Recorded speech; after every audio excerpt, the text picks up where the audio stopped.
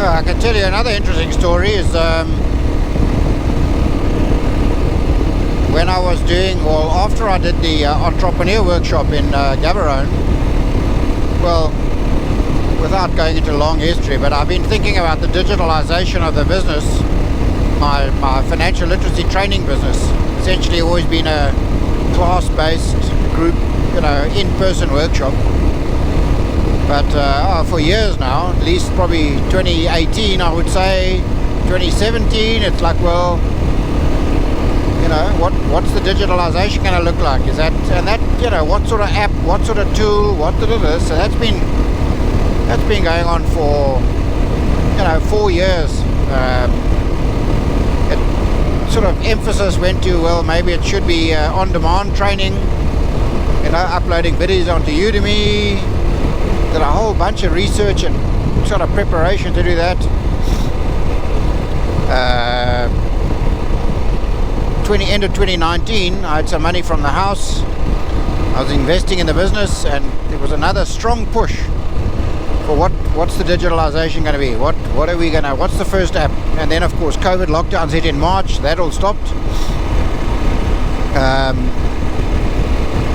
And at the entrepreneur workshop, and I've been thinking about it again since last November. I had a meeting or two, kind of in my head. What's this thing going to look like?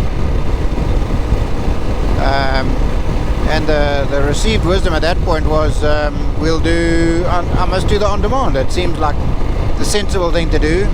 Next, doggy.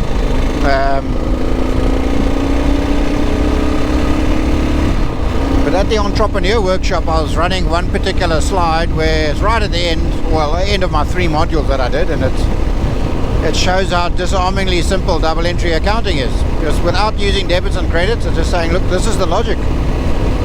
And it's quite an eye-opener session, because people, you can see them, they answering and they understand the logic, the reason of what this thing is doing. And one lady asked, is this a software package? And I think that started the thought train going. Plus chatting with other people in the workshop, how there is a planet-sized hole, once entrepreneurs start their business, particularly when they formalize. So now you're registered. When you're registered, you immediately get a tax number, and you've immediately got a tax problem. If you're not keeping good records, you're starting a problem straight away. And my belief is the cloud accounting packages that are available out there are excellent. I use one, but for an entrepreneur who even if you do understand finance to some extent, but if you don't understand finance, they're really hard. And even if someone has done my workshop, it's just too much.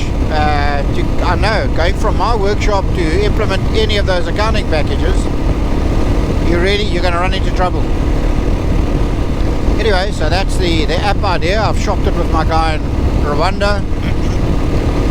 There's an architect, software architect guy I'm talking to, my friend Peter, and we're seeing if we can get that rolling.